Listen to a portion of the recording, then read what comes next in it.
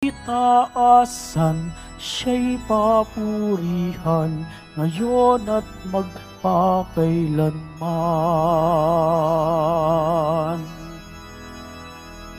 Umawit ang daigdigan, lahat ng naroroon.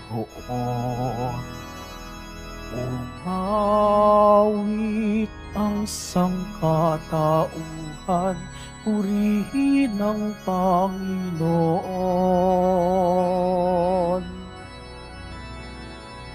Papuri sa kaitaasan, siya'y papurihan, Diyos ng lahat. O papuri sa kaitaasan, siya'y papurihan, ngayon at magpakailanman.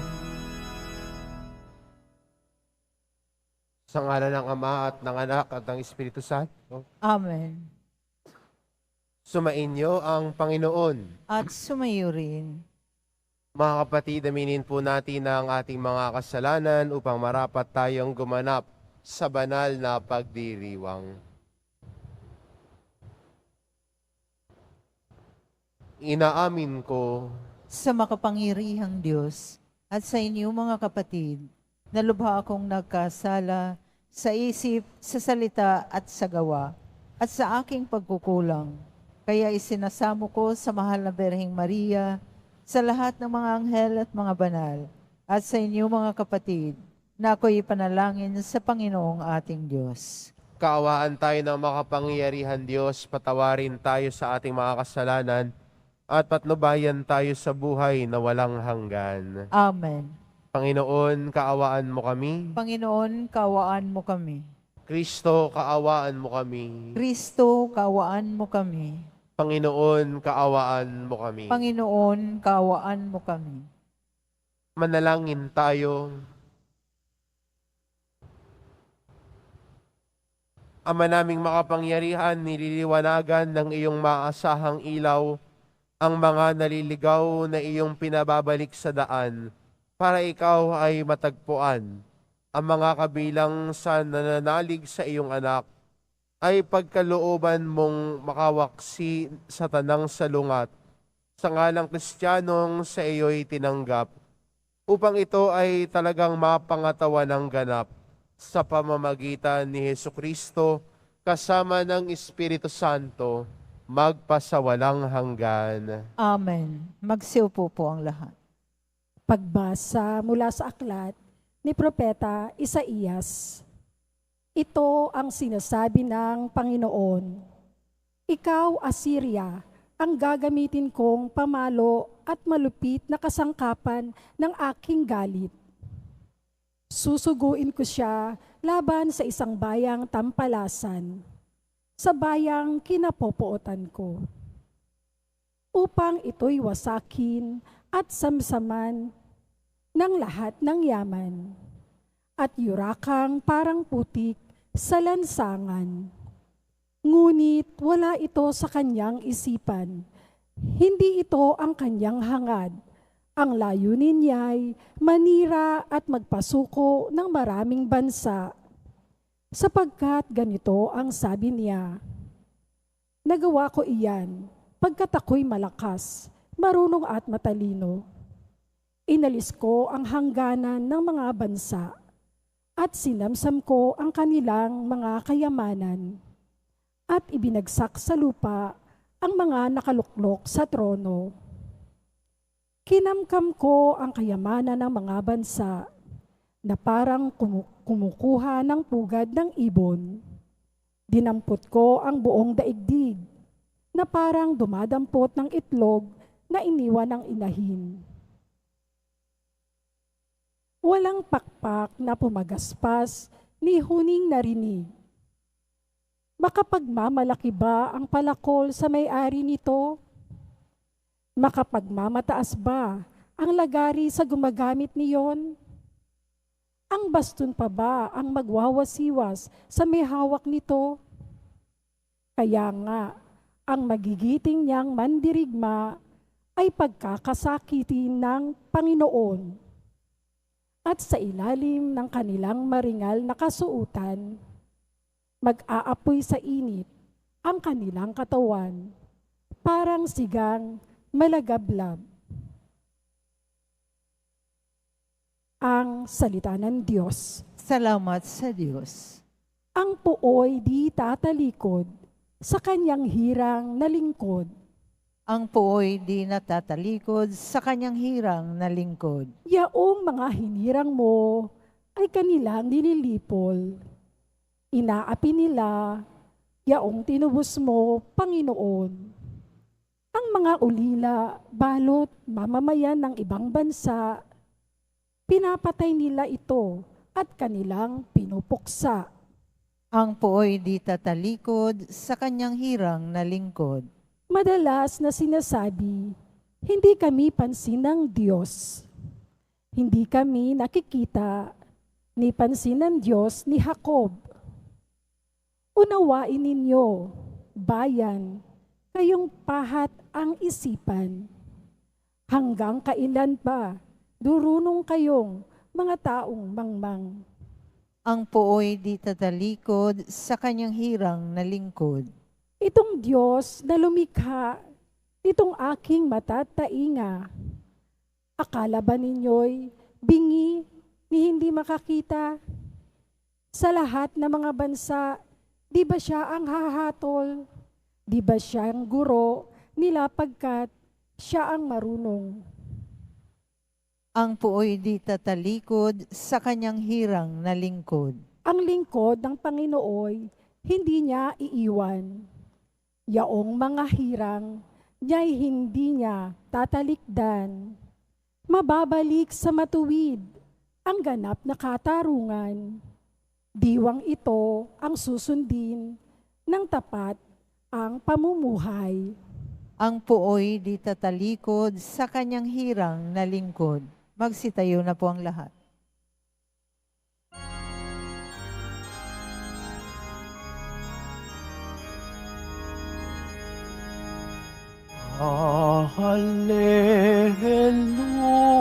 Hallelujah, Hallelujah, Hallelujah, Hallelujah.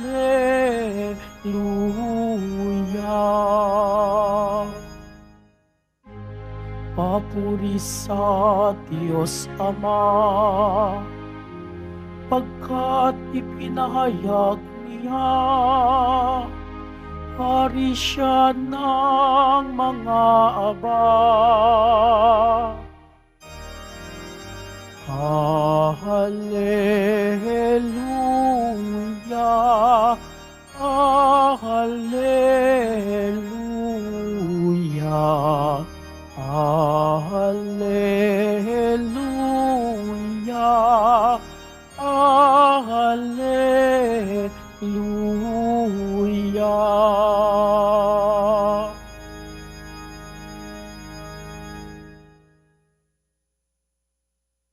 Sumainyo ang Panginoon, At sumayo rin. ang mabuting balita ng Panginoon ayon kay San Mateo. Papuri sa iyo, Panginoon. Noong panahong iyon sinabi ni Jesus, "Pinasasalamatan kita, Ama, Panginoon ng langit at lupa, sapagkat inilihim mo ang mga bagay na ito sa marurunong at matatalino at inihayag sa mga may kaloobang tulad ng sa bata. O Ama, sapagkat gayon ang ikinalulugod mo, ibinigay sa akin ng aking Ama ang lahat ng bagay. Walang nakakakilala sa akin kundi ang Ama, at walang nakakakilala sa Ama kundi ang Anak, at yaong marapating pagpahayagan ng Anak." Ang mabuting balita ng Panginoon. Pinupuri ka namin, Panginoong Hesukristo. Magsiupo pong lahat.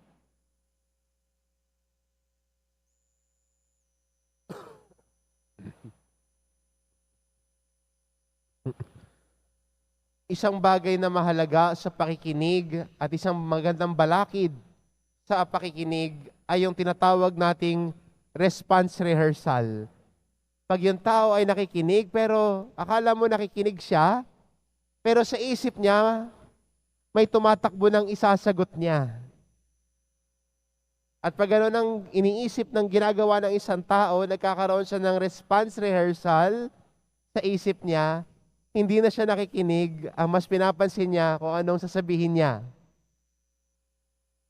Kaya maganda sa ating ebanghelyo, sinabi ni Jesus, "Pinasasalamatan kita, Ama, Panginoon ng langit at lupa, sapagkat inilihim mo ang mga bagay na ito na sa marurunong at matatalino at ipinahayag sa may kalooban tulad ng sa bata." Minsan, ang tao na tingin niya sa sarili niya ay matalino siya, maalam na siya, ay na niyang, rinig ko na yan, alam ko na yan, kabisado ko na yan. May response rehearsal na siya sa isip niya na, tungkol sa ganito yan. Hindi na siya bukas sa pakikinig. Hindi na siya bukas para matuto.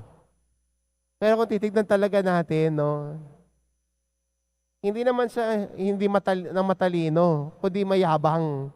Minsan, ang taong mayabang ayaw makinig. Ang mas gusto niya pakinggan yung boses niya. Ang gusto niya ay pakinggan siya. Pero ayaw niyang matuto dahil sa isip niya, alam na niya na ang lahat. Pero sa totoo lang, ang taong mahusay at matalino ay handang matuto lagi. Handang matuto, laging uhaw, handang makinig. At ang taong matalino, hindi ba, ay laging gustong lumago. Laging gustong lumago. May matututunan ba siya? Paano siya lalago sa isang bagay na ito? Paano siya magiging mas mabuti? That is a person not only filled with knowledge, but filled with wisdom. At sa ating ebanghelyo, hinahalin tulad ni Jesus ngayon ang mga bata bilang mga tao na nais matuto. Merong pagkamangha ng isang bata na laging handang makinig at matuto. Laging may bago para sa kanya.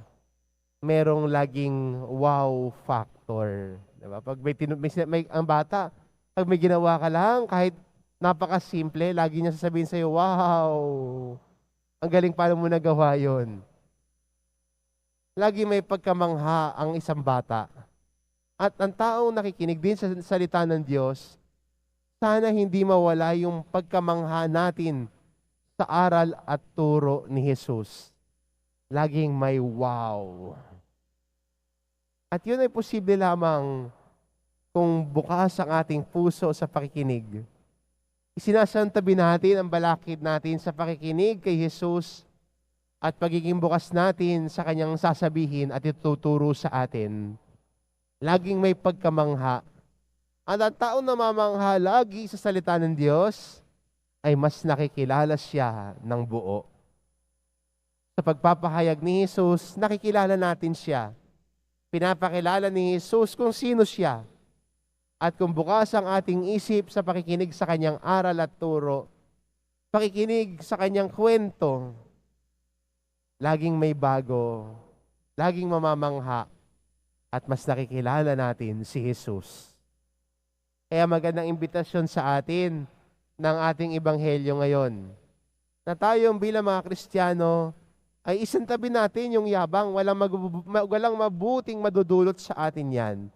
Yung pagiging mataas kahit sa paningin ng Diyos, kahit sa ating pagtrato sa mabuting balita, sana may pagpapakumbaba tulad ng isang batang gustong matuto, gustong mamangha, laging handang makinig.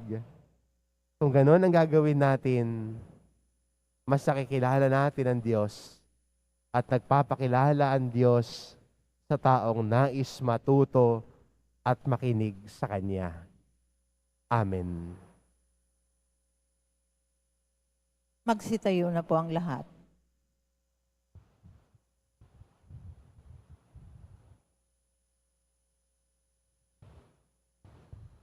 Minamahal ko mga kapatid, Ibinunyag ng Ama ang misteryo ng kaharian sa mga maliliit. Manalangin tayo sa Diyos na nagpapahayag ng kanyang pag-ibig sa mga maliliit at mabababang loob. Dahil dalhin natin sa ating Amang nasa langit ang lahat ng ating pangangailangan na may buong pananalig sa kanyang mapagmahal na kalinga. Ang ating itugon, Amang nasa langit, basbasan mo ang iyong mga anak. Amang nasa langit, basbasan mo ang iyong mga anak. Ang simbahan naway bigyan ng higit na pansin ang mga dukha. Manalangin tayo. Amang nasa langit, basbasan mo ang iyong mga anak. Ang mga pinuno ng gobyerno naway pakinggan ang mga hinaing at pangangailangan ng pinakamahirap na mamamayan. Manalangin tayo. Amang nasa langit, basbasan mo ang iyong mga anak. Ang mga bata naway makilala ang Diyos sa pamamagitan ng ating pagtuturo at halimbawa. Manalangin tayo. Amang nasa langit, basbasan mo ang iyong mga anak. Ang mga may sakit naway makatagpo ng kalinga at kagalingan mula sa mga taong nag-aaruga sa kanila. Manalangin tayo. Amang nasa langit, basbasan mo ang iyong mga anak. Ang lahat ng mga namatay naway magkaroon ng kasiyahan sa walang hanggang kaligayahan sa kaharian ng Diyos. Manalangin tayo. Amang nasa langit, basbasan mo ang iyong mga anak. Panginoong Diyos, gawin mo kaming matalino sa iyong karunungan at tulungan mo kaming makasunod sa iyo sa kababaang loob na ipinakita sa amin ng iyong anak. Hinihiling namin ito sa pamamagitan ni Kristong aming Panginoon. Amen. Magsiupo po ang lahat.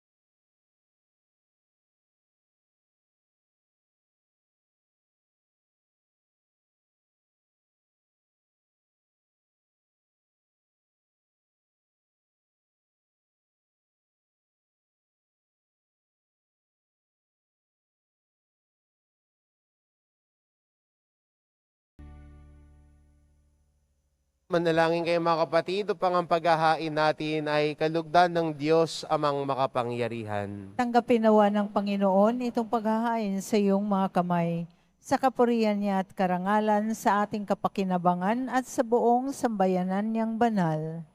Ama naming lumikha, tunghayan mo ang mga alay ng iyong sumasamong sambayanan at tanggapin mo ang mga ito para madagdagan ang iyong kabanalan sa mga nananalig na tunay sa pamamagitan ni Hesukristo kasama ng Espiritu Santo, magpa sa walang hanggan. Amen. Sumainyo ang Panginoon. At sumayo rin. Itaas sa Diyos ang inyong puso at diwa. Itinaas na namin sa Panginoon. Pasalamatan natin ang Panginoong ating Diyos. Marapat na siya ay pasalamatan. Ama naming makapangyarihan, tunay ngang marapat na ikaw ay aming pasalamatan sa pamamagitan ni Hesukristo na aming Panginoon. Utang na loob ang nagbubunsod upang gunitain ang kamatayan niya para kami buhayin. Pagtitiwala ang sanhi ng ligayang di malilimot sa pagkabuhay niyang sa aming kaloob. Pag-asa ang dahilan ng pagiging handa para sa pagbabalik niyang totoong dakila. Kaya kaisa ng mga anghel na nagsisiawit ng papuri sa iyo, nang walang humpay sa kalangitan, kami nagbubunyi sa iyong kadakilaan. Santo, Santo, Santo, Panginoong Diyos ng mga hukbo, napupuno ang langit at lupa ng kadakilaan mo, usana sa kaitaasan. Pinagpala ang naparirito sa ngalan ng Panginoon, usana sa kaitaasan. Magsiluhod po ang lahat.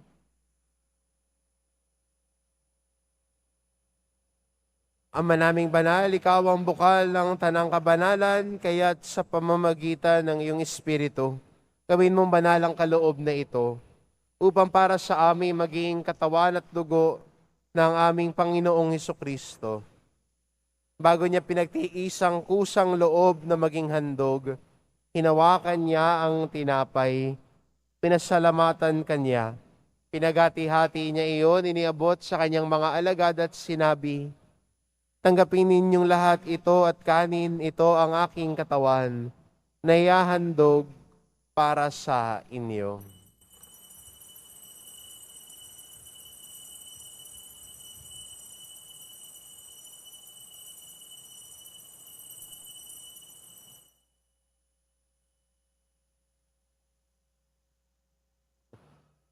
Gayon din naman na matapos ang hapunan, hinawakan niya ang kalis. Muli kanyang pinasalamatan. Iniabot niya ang kalis sa kanyang mga alagad at sinabi, "Tanggapin ninyong lahat ito at inumin, ito ang kalis ng aking dugo.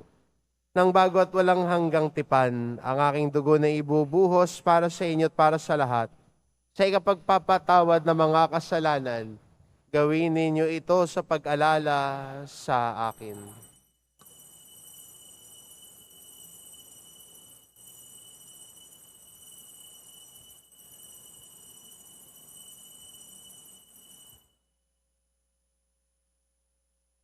Magsitayo na po ang lahat.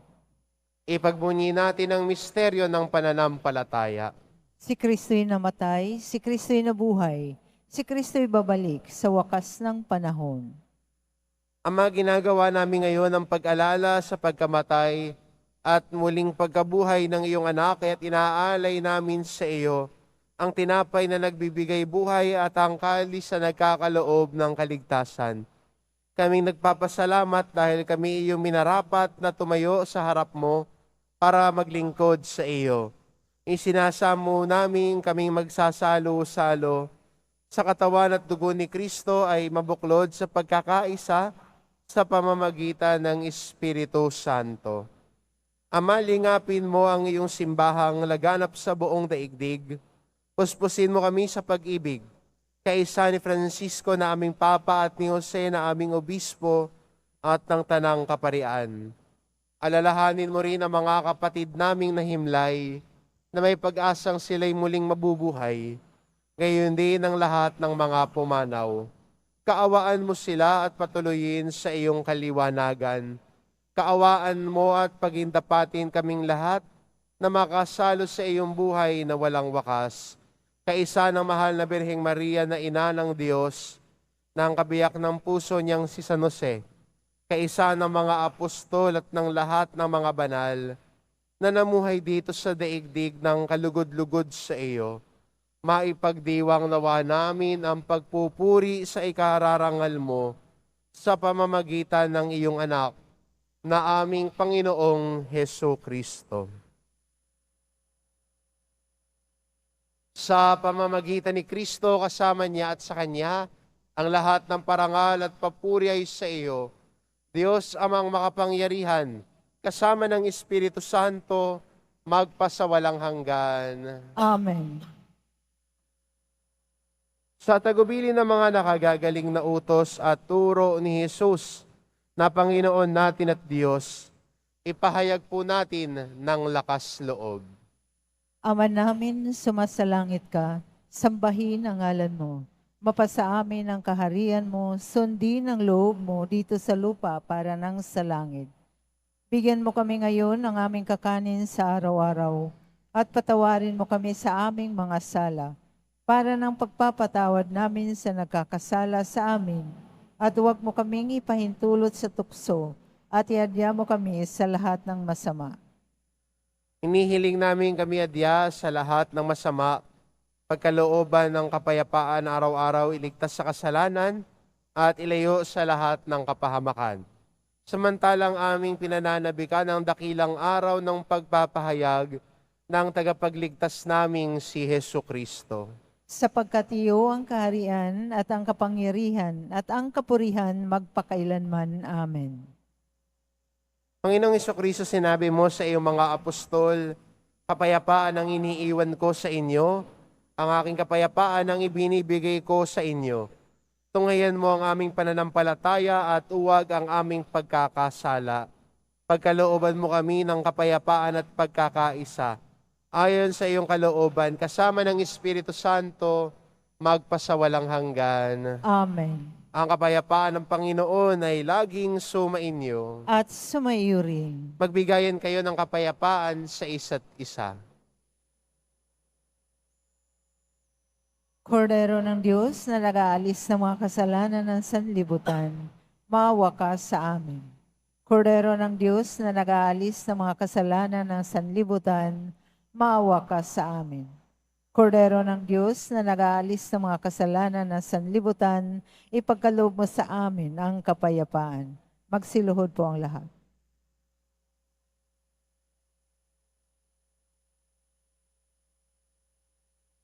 Ito ang kordero ng Diyos, ito nag-aalis ng kasalanan ng sanlibutan. Mapalad ang mga inaanyayahan sa kanyang piging. Panginoon, hindi ako karapat-dapat na magpatuloy sa iyo, ngunit sa isang salita mo lamang ay gagaling na ako.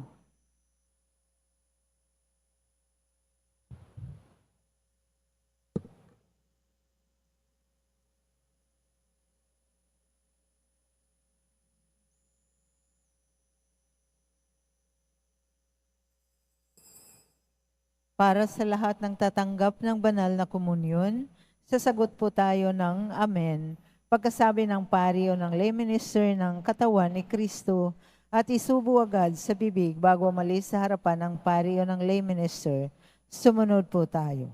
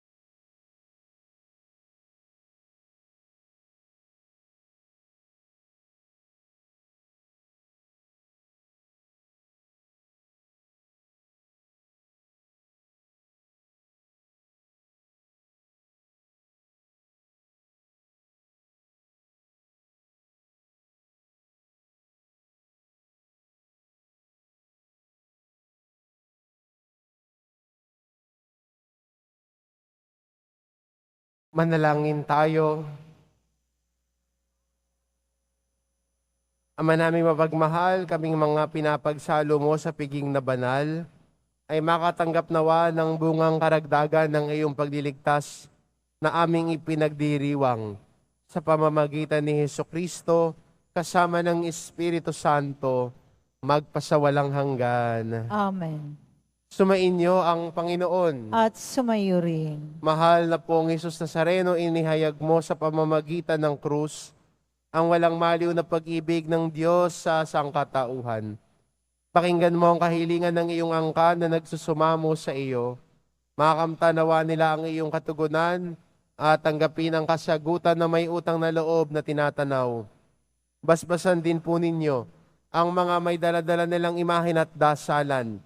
Sa pamamagitan ng bendisyon na ito, naway maalala nila ang mga pangako nila noon sa binyag, na ikaw ang kanilang iibigin at paglilingkuran.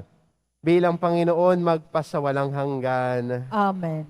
at pagpalain kayo ng ating mapagmahal na Diyos, ang Ama, at ang Anak, at ang Espiritu Santo. Amen. Umayo kayo, taglay ang kapayapaan ng Poong Jesus Nazareno. Salamat sa Diyos.